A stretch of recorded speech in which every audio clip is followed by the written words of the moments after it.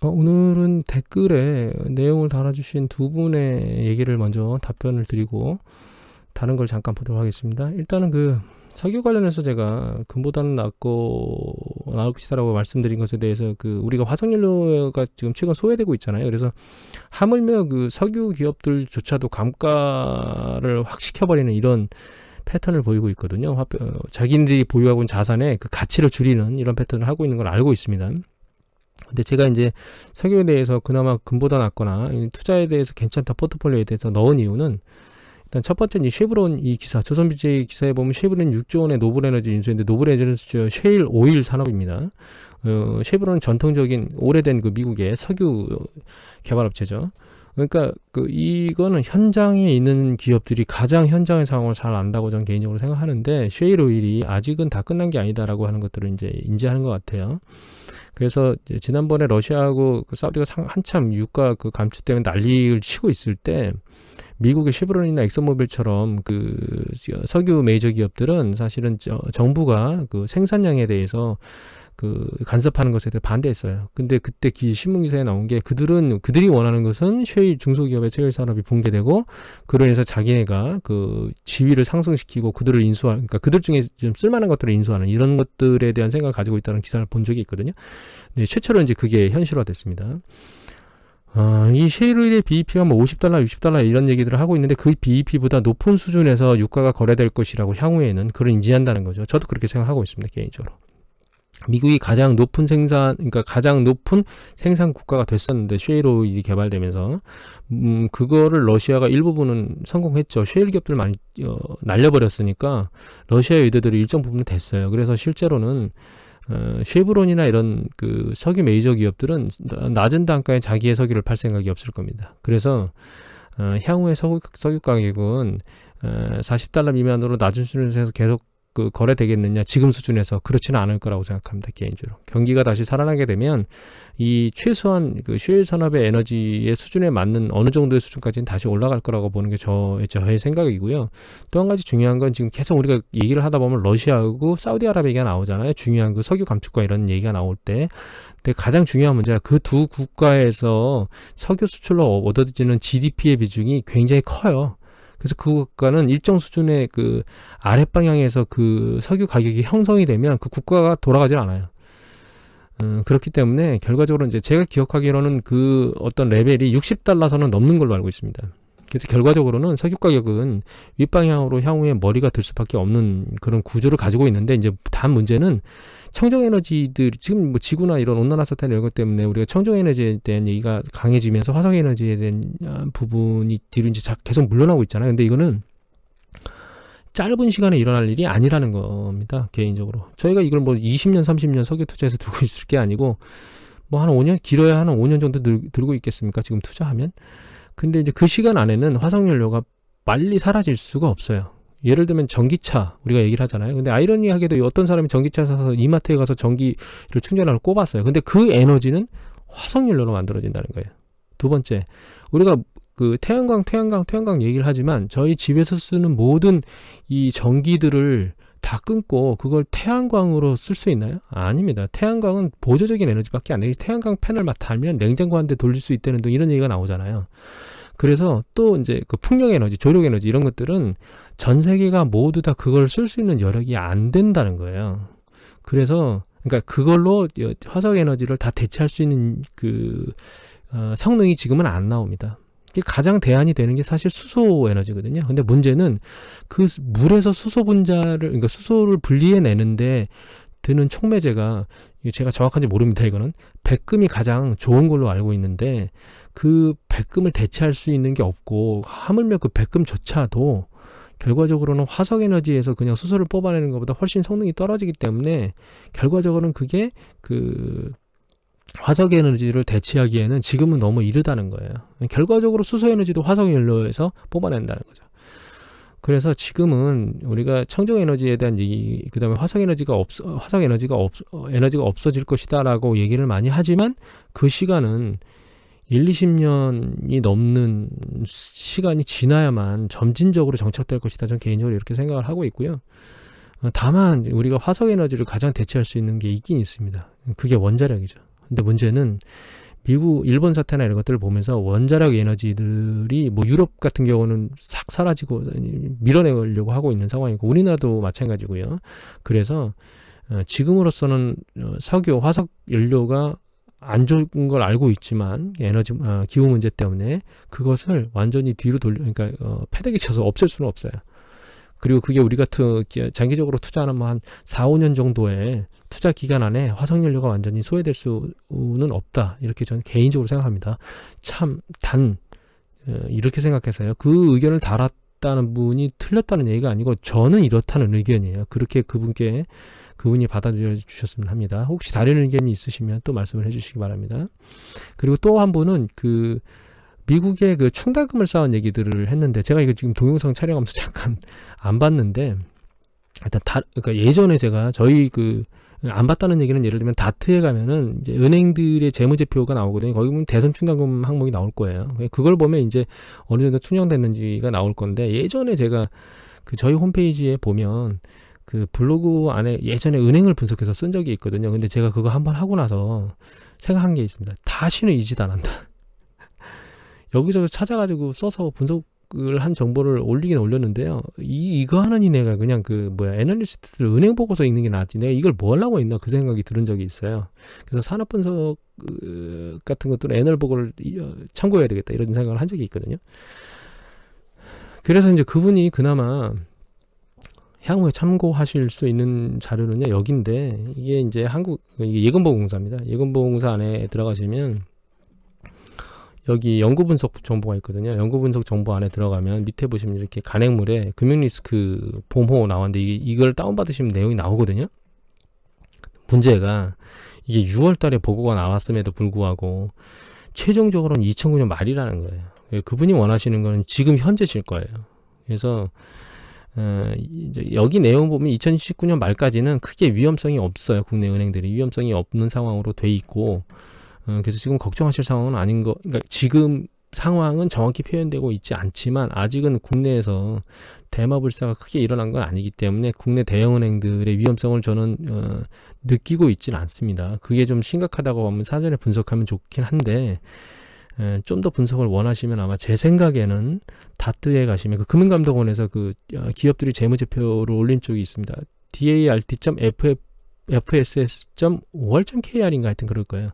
거기 들어가면 재무제표를 보면서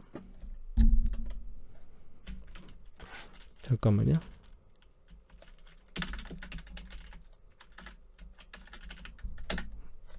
여기입니다. 예. 여기에 가서 은행명 치고 여기 보면 재무제표 나오거든요. 재무제표를 보시면 그 재무제표 안에 아마 대선 충당 내용이나 이런 것들이 나올 거라고 생각합니다. 그걸 참고하시면 될 것 같아요. 오늘 내용 보면 일단 이거 이데일리 기사인데요. 트럼프 석 달 만에 코로나 브리핑 재개했는데 상황이 악화될 것이다 라고 이제 실토했다는 거예요. 제가 이 부분 항상 생각하는 게 이 남의 대통령은 이렇게 생각하면 안 되는데요. 이분이 코로나 좀 한번 걸렸으면 좋겠어요. 그래야 국민들이 얼마나 힘들어하고 있는지를 스스로 몸소 체험하지 않겠습니까? 정치적으로 구속에 몰리니까 그때서야 상황이 악화될 것이라고 인정하는 거 보면 정말 안타깝습니다. 예. 진짜 예전에도 말씀드렸지만 이 대통령이 또 재선된다면 저 미국 사람들 정말 이상한 사람이라고 생각할 것 같아요. 이거는 이제 이코노믹 리뷰의 기사인데요. 여기 미증시 국가부채 급증 간과하고 있다라고 얘기 나왔는데 헤지펀드 리언 쿠퍼맨 코로나 억제 경제 회복 때도 부채 높아 성장이 더딜 것이라고 얘기를 했다는 거죠. 여기 이 내용에 보면 이제 트럼프 대통령이 경제 호황일 때 연방 정부의 적자를 줄이기는 그냥 대규모 감사 지출을 늘림으로써 부채를 더 쌓았다는 거예요. 글로벌 금융 위기에 대규모로 자금을 살포했었거든요, 미국이. 그 자금이 살포된 걸 경제가 좋을 때 쌓아서 적자를 줄여야 되는데 그걸 하는 게 아니고 감세하고 지출을 늘리면서 대규모로 더 적자를 늘렸다는 거죠.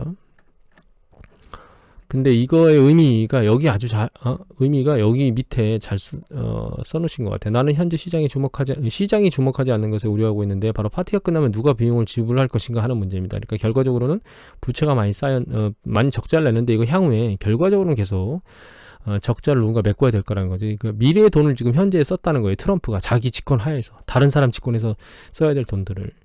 그래서 결과적으로 이제 루트 얘기를 합니다. 밑에 보면. 루트자형으로 제어권 루트 모양으로 될 것이라고 얘기하는데 제가 주식시장이 그 파이 입장에서도 어제 보면 추세적으로 이렇게 계속 밀고 올라가지는 못할 것이라고 생각을 하고 있지만 이 부분도 역시 결과적으로는 미국이 이게 단기적으로 주식시장에 영향을 미치는 건 아닙니다.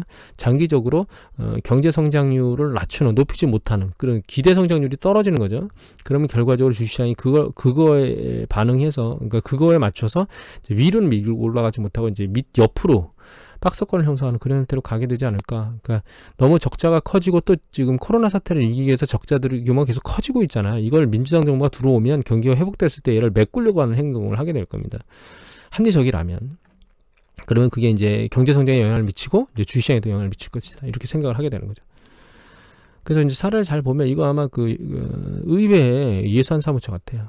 잘 보시면 이 밑에 게 세수거든요. 수입이거든요. 국가 수입인데 여기 보면 트럼프가 2017년도에 들어왔습니다. 2017년도에 집권했는데 계속 세수가 줄고 있고 그 뒤에 지출은 팡. 이게 갑자기 늘어나는 건 뭐냐면요. 그 뭔가 자금 집행을 대규모로 그 러스트벨트나 이런 쪽에 작업들을 진행하면서 그렇게 늘어났던 그런 패턴을 보이고 있어요. 이거 이외에 연방정부 그러니까 FRB에서도 계속적으로 그 자금을 살포하고 있음에도 불구하고 중요한 건 이 디폴트 레버리지는 쪽에서 디폴트가 계속 올라가고 있어요. 이렇게. 그리고 그 주요 영역은 결과적으로는 오일입니다. 슈엘 산업. 오일하고 가스 쪽이 가장 큰 폭을 차지하고 있어요. 이 늘어나는 것에 대해서. 근데 중요한 건 이것만 일어나고 있는 게 아니고 뭐 소매, 그다음에 항공, 뭐 여행 뭐 난리잖아요, 지금. 아직 이 쓰나미가 그러니까 이 오일 산업이 지금은 많이 이렇게 일어나고 있는데 코로나 사태가 2차 유행이 세지면 그 다른 영역에서도 상당 수준 머리를 들고 레버리지가 나타나게 될 겁니다. 레버리지가 나타나는 게 아니고 디폴트가 나타나게 될 겁니다. 그리고 이런 상황이 조금씩 또 바뀌고 있어요. 모기지 시장에서. 이 NMHC의 정보에 보면 잘 보시면 특이한 게 이게 2019년, 이게 2020년이잖아요. 그래서 코로나 발생해서 락다운 된 이후에 이렇게 보면 작년 대비해서 굉장히 심화됐었죠. 근데 그 심화된 게 조금씩 나아졌거든요.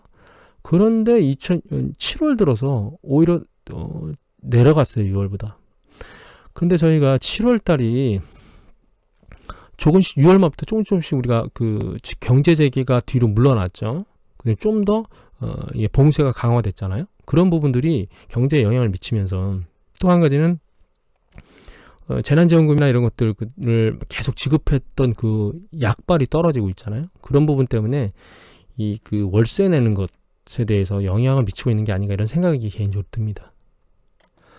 또 US 센서스에서 그 가계 심리조사를 한 것을 보면 좀 크게 확대된 걸 볼게요. 보면 추세가 뭐가 좀 달라지고 있냐면 여기 잘 보시면 현재 그 근로소득이 줄고 있느냐라고 얘기한 게 이제 늘어나기 시작했습니다. 2주 연속. 또 한 가지는 미래의 소득이 줄 거라고 예측해라고 하는 게 계속 감소했었는데 늘어나는 걸로 살짝 들렸어요. 이제 최근에 이제 3주 연속은 안 늘어나고 있지만 살짝 들렸고요. 방향이 바뀌었죠. 그 다음에 또 한 가지는 주택의 거주의 안정에 대해서 물어보고 있는데 이게 모기지를 못 내거나 월세를 못 내서 쫓겨날 것 같아 이런 의미거든요. 그런데 잘 보시면 계속 올라가고 있습니다. 그러니까 뭔가 지금 모기지를 내지 못하거나 월세를 내지 못하고 있는 사람들이 늘어나고 있다는 뜻입니다. 상황의 패턴이 바뀌고 있죠. 정부에서 재난지원금을 지급하고 실업수당을 더 주고 있고 더 줬고 지금까지 그 다음에 그 연준에서 자금 살포를 해가지고 채권을 매집해주고 이런에도 불구하고 상황이 악화되고 있다는 뜻입니다. 그리고 블랙나잇에 나온 데이터에 보면 이건 이제 모기지 관련된 연체거든요. 연체 데이터인데 30일 연체는 30일 이하 연체는 30일이거나 그 이상의 연체네요. 전체 연체는 지금 그러니까 전월 대비 마이너스 2% 감소했어요. 그런데 여기 보시면 90일 이상 연체 있잖아요. 90일 이상 연체는 오히려 전월 대비 124만 건이 늘어났어요. 보니까 전체 연체가 줄긴 했지만 결과적으로 그러니까 연체를 하는 레이스는 줄었는데 그 연체하는 애들들 중에서 심각하게 연체하고 있는 상황은 늘어나고 있다 이런 거죠. 상황이 호전될 기미를 보이지 않고 있는 것 같습니다. 이런 거는 뭐 상업시설에도 여파를 미치고 있는 것 같은데 여기 보시면 한국일보 기사인데요. 미 전국 그 부동산 대출 연체가 심각해서 붕괴에 우려다. 그래서 숙박, 소매, 직격탄, 사무실 뭐 지급이 대란이라는 거죠. 상업면목이지 연체율이 10%에 육박한다는 겁니다. 그거 이외에 집값 잡은 광풍, 집값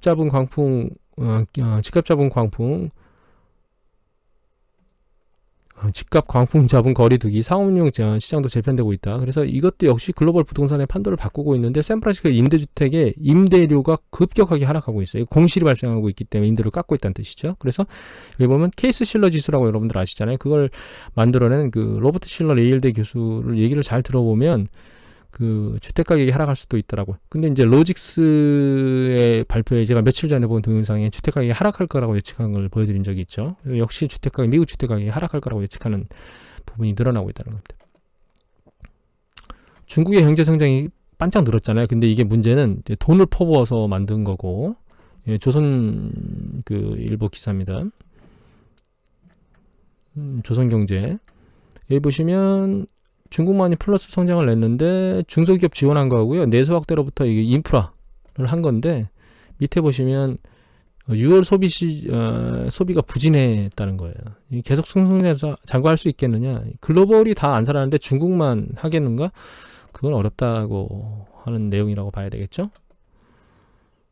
이건 서울경제지사인데 읽을 필요가 없어요. 김연필 3번 월스트리트인데 $600 추가 지급 안 하면 재앙이다. 이건 뭐 느낌이 바로 오고 있다고 생각이 됩니다. 전 개인적으로.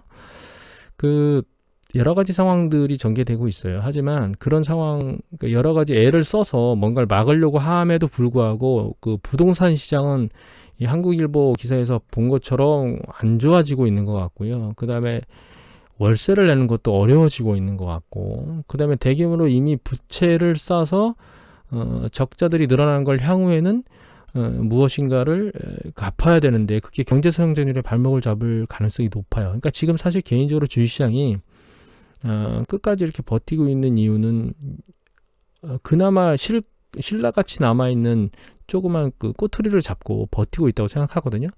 근데 그 신라같이 붙잡고 있는 그 꼬투리, 그게 썩은 동아줄인지 아니면 튼튼한 동아줄인지는 뭐 시간이 지나면 결과가 나오겠죠. 오늘은 이것으로 마치도록 하겠습니다. 감사합니다.